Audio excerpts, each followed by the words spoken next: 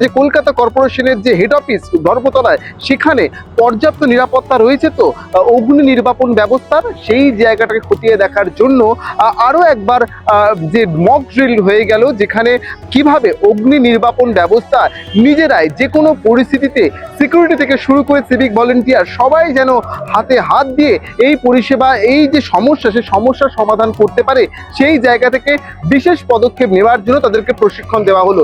নিঃসন্দেহে তাৎপর্যপূর্ণ এই প্রশিক্ষণ, এমনটাই মনে করছে যে সিভিক ভলেন্টিয়ার থেকে শুরু করে কলকাতা কর্পোরেশনের যারা কর্মীরা রয়েছে, তারা হাতে কলমে এক প্রকার প্রশিক্ষণ পেল কিভাবে অগ্নি নির্বাপন ব্যবস্থা নিজেদের কাঁধে তুলে নিয়ে পরিস্থিতি স্বাভাবিক করতে হবে। সাম্প্রতিক সময় কলকাতা সহ বিস্তীর্ণ জায়গায় একের পর এক অগ্নি নির্বাপন ঘটনায় নাজেহাল শহরবাসী।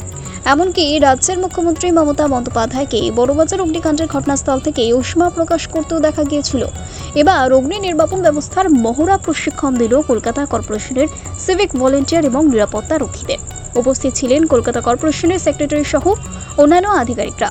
এছাড়াও প্রশিক্ষণ পাওয়ার পর সিভিক ভলেন্টিয়ার এবং নিরাপত্তা রক্ষীরা জানান তারা আত্মবিশ্বাসী, যে কোনো ঘটনায় তারা মোকাবিলা করতে প্রস্তুত। তবে এটাই প্রথমবার নয়, এর আগেও একাধিকবার কলকাতা কর্পোরেশনের পক্ষ থেকে যুদ্ধকালীন তৎপরতায় কিভাবে নিরাপত্তা সুনিশ্চিত করার পাশাপাশি নিজেকে কিভাবে আত্মরক্ষা করা যায় সেই প্রশিক্ষণ একাধিকবার দিয়েছে। এছাড়াও সম্প্রতি আগুন লাগার ঘটনা নিয়ে একাধিক নির্দেশিকা জারি করেছে বিল্ডিং বিভাগ।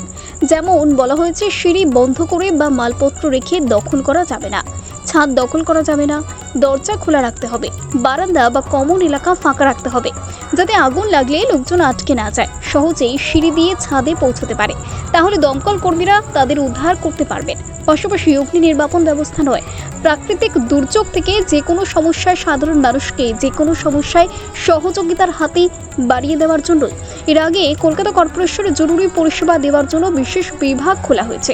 তবেই এবারে আগুন লাগার ঘটনায় কিভাবে মোকাবিলা করতে হবে সেই প্রশিক্ষণ দিল কলকাতা কর্পোরেশন, যা নিঃসন্দেহে তাৎপর্যপূর্ণ। Bureau report, Jesma 24 Bangla. মোটামুটি আমরা শিখে গেছি। এর আগেও একবার ট্রেনিং হয়েছিল আমাদের উত্তম মঞ্চে, আমরা সেখানেও প্রশিক্ষণ নিয়েছিলাম। সেক্ষেত্রে এর আগে কখনো কি এরকম প্রশিক্ষণ দেওয়া হয়েছিল কলকাতা কর্পোরেশনের পক্ষ থেকে? না, কলকাতা কর্পোরেশনের পক্ষ থেকে হয়নি, আমাদের কলকাতা পুলিশের থেকে হয়েছিল এর আগে।